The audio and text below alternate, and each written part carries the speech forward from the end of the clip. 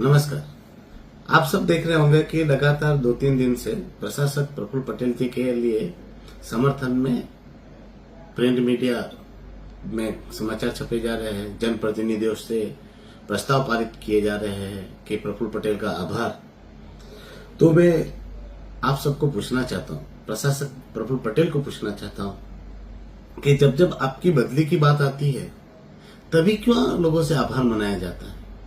तो लोग कहेंगे कि नहीं, तो महामहिम उपराष्ट्रपति जी ने उनको न्योता दिया था, जनप्रतिनिधियों को दिल्ली बुलाया था, उसके लिए आभार मनाया जा रहा है। तो सवाल यह है कि आभार जनप्रतिनिधियों को मानना चाहिए महामहिम उपराष्ट्रपति जी का।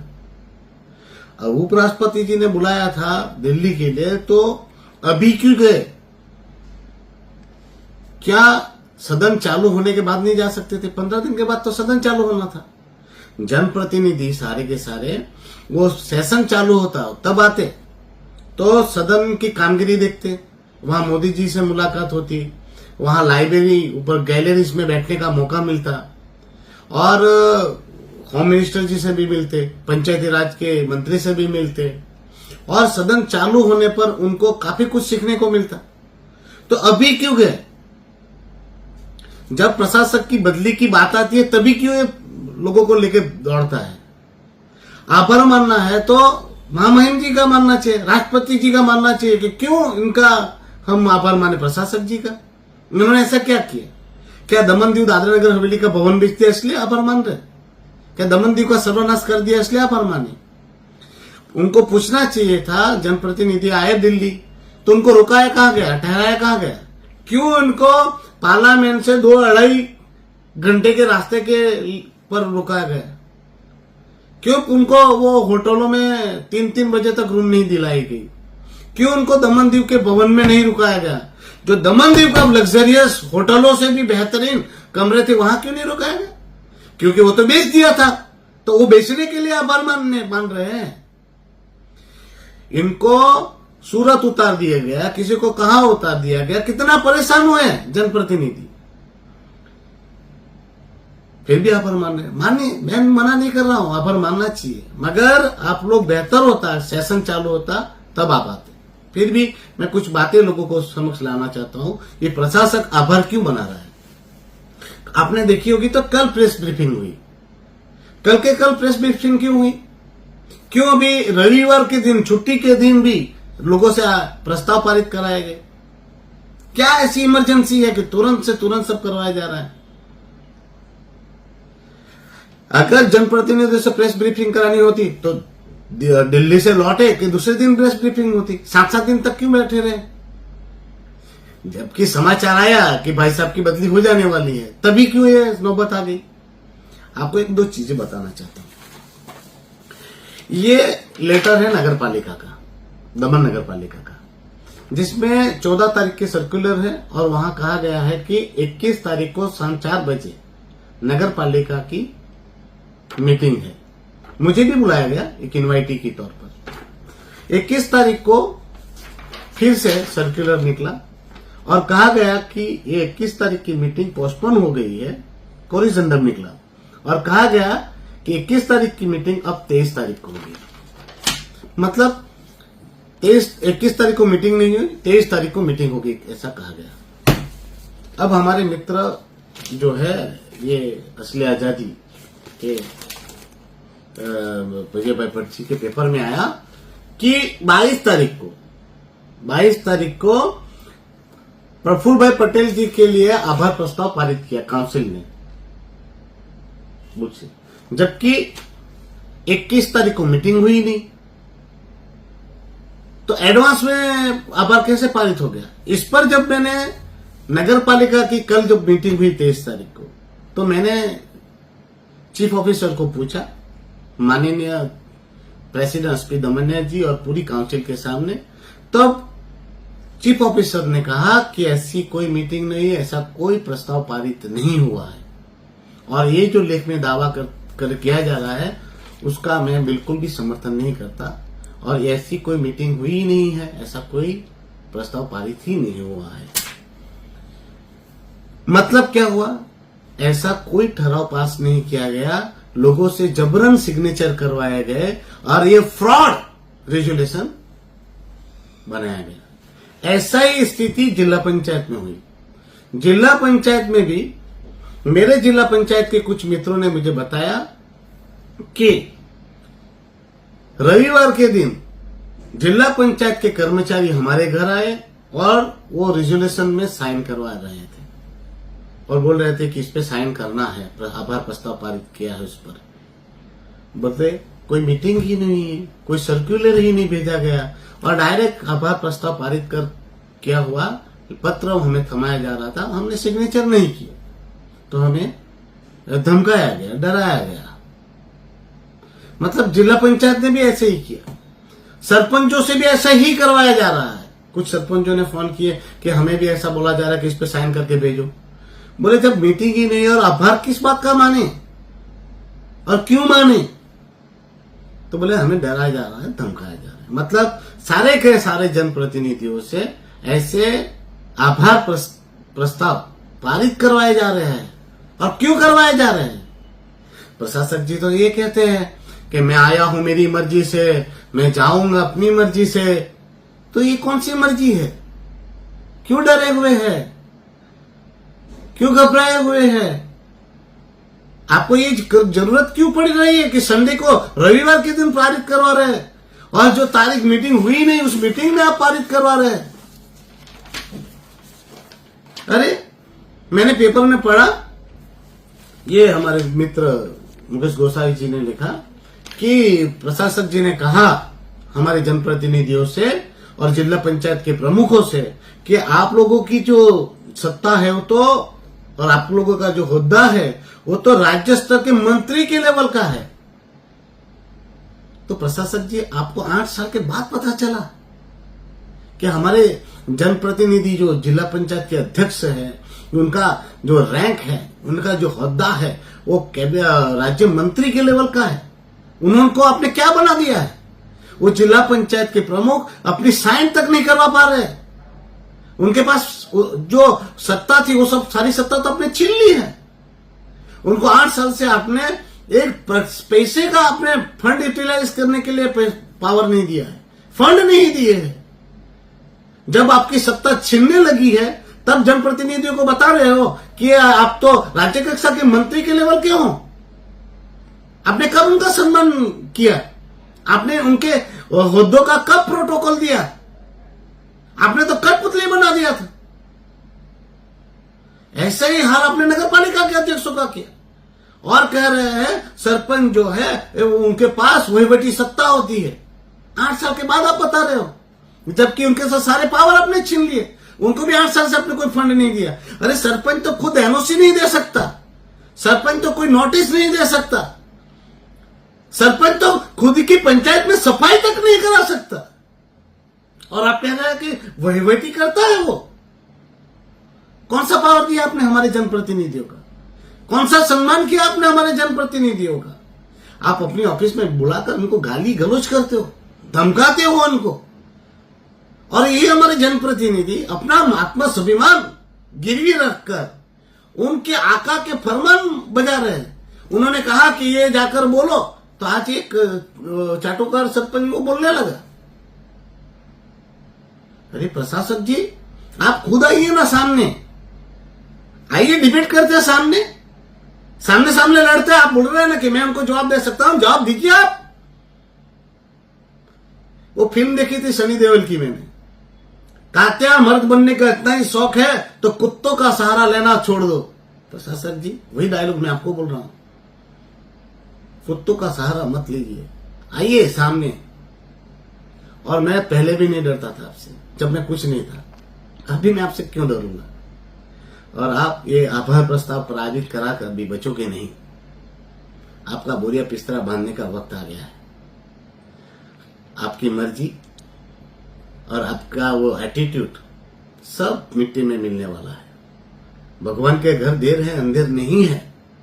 आपने जो तानाशाही की है ना, उसका तो मैं सजा आपको दिला के रहूंगा, उसकी सजा आपको जरूर मिलने वाली है।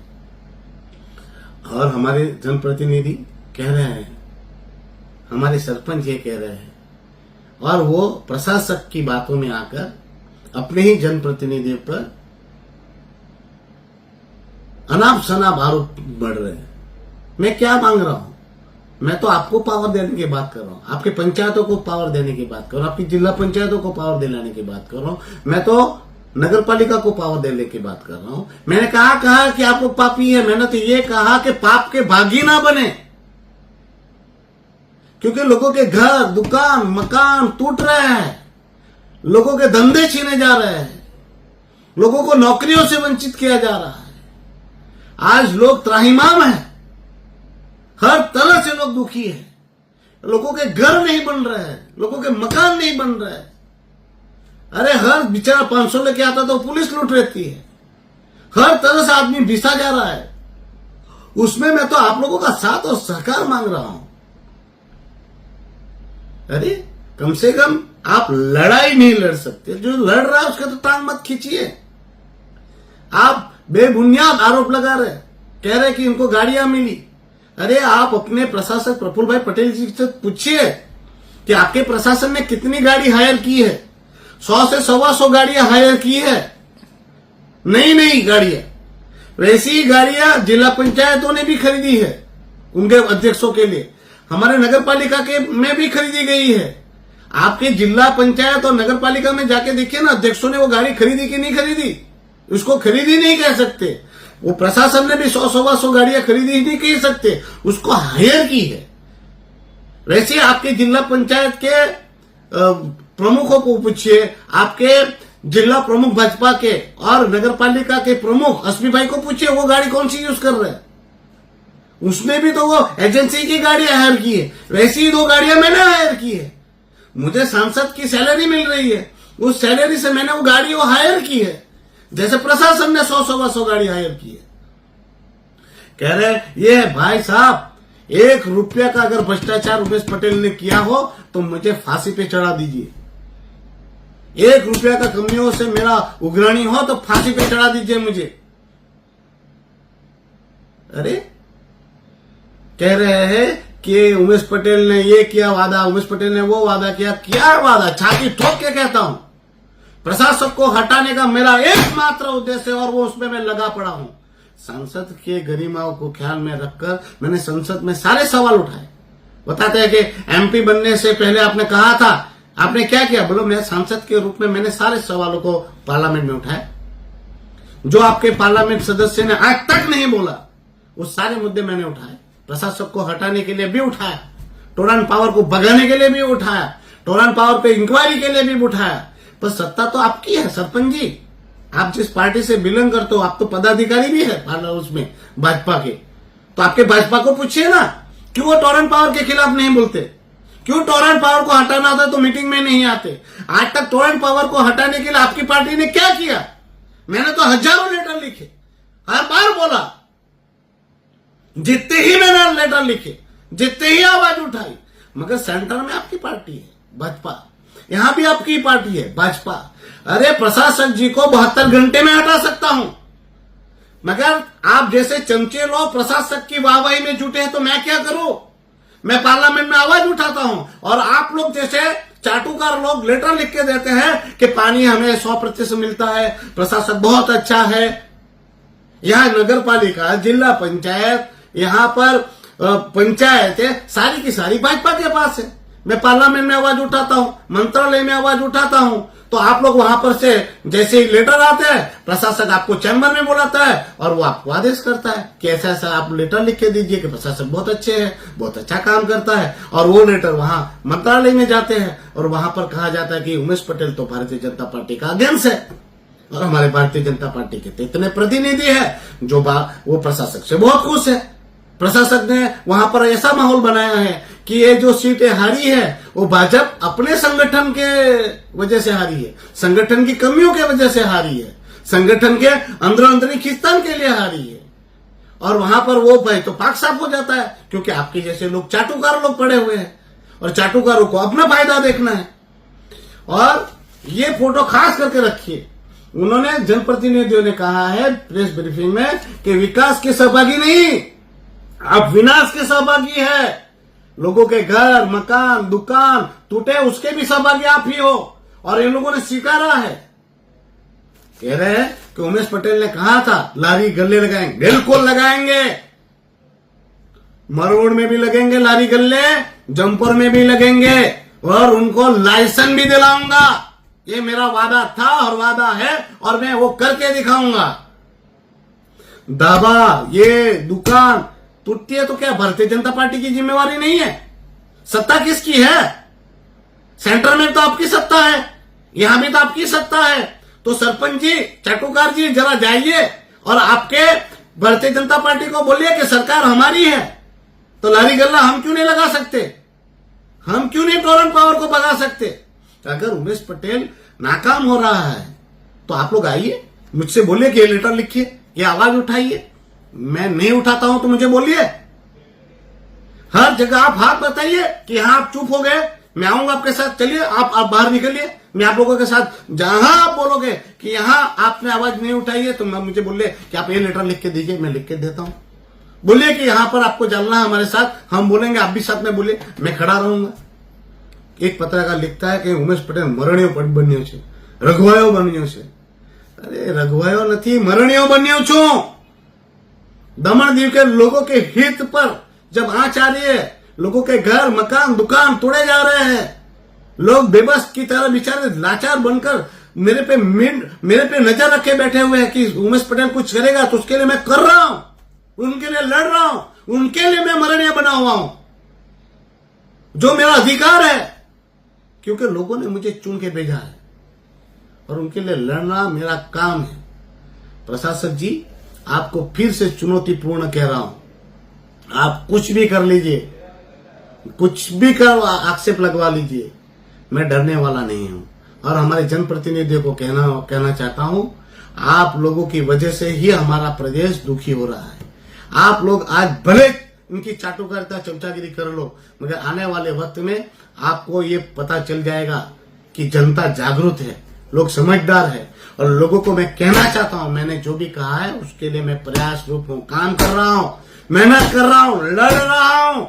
हाँ, अकेला हूं, ना मेरे साथ कोई सरपंच खड़े हैं, ना मेरे साथ जिला पंचायत के लोग खड़े, ना नगर पालिका के लोग खड़े, पर मैं आपका प्रतिनिधि बनकर आपके लिए आवाज उठाऊंगा, लड़ूंगा और आप सबके हक और अधिकार की रक्षा करने का पूरा प्रयास करूंगा। इसमें मेरी जान भी जाए ना तो मुझे कोई फर्क नहीं पड़ता। अरे मैं तो इनको कहना चाहता हूं, अरे आप मुझसे इस्तीफा क्या मांगते हो? मैं तो दमन दीव की जनता के लिए जान दे दूं। इस्तीफा मेरे लिए क्या है? ये पद मेरे लिए कभी न था ना कभी है महत्वपूर्ण। मेरे लिए तो दमन दीव की जनता का प्यार और जनता का हित मेरे लिए सर्वोपरि है। आप आज मेरे पे सवाल नहीं उठा रहे, आप अपने ही प्रशासन पे सवाल उठा रहे हैं। आप खुद कबूल कर रहे हैं सरपंच जी कि आपके लोगों, हमारे लोगों के घर तोड़े गए हैं, हमारे लारी गल्ले हमारे लगने लगा दिए जा रहे हैं, हमारे दावे बंद किए गए हैं, वो आप खुद स्वीकार रहे हैं। और वही प्रशासन ने जिसने किया उसकी आप चाटुकारिता कर रहे हो, उसको वाहवाही कर रहे हो, उनको आप उनके फेवर में प्रस्ताव पारित कर रहे हो। भाई साहब, सरकार आपकी है, प्रशासन आपका है। अगर मैंने कोई गलती की है तो आप जांच करवाइए और मुझे जेल में डाल दीजिए, फांसी पे चढ़ा दीजिए।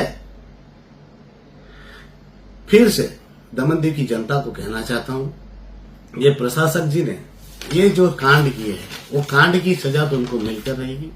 उनको भगाने का वादा किया था, वो भगा के रहूंगा। और बात मैं ये भी कहना चाहता हूँ, लोग बोलते हैं कि उमेश पटेल ने कहा था वाको वारिस यानी लात मारिस। अरे वाका वारवानो मतलब झुकाने का मतलब क्या होता है? एमपी का पावर मैंने पार्लियामेंट में दिखाया, हर एक मुद्दे पे आवाज उठाई। आपके लालू भाई को मोदी जी आते थे तो उनकी शिला जहां लगाई होती है ना, वहां पर भी नहीं जाने देते थे। साथ में खड़ा करने की तो बात जाने दो।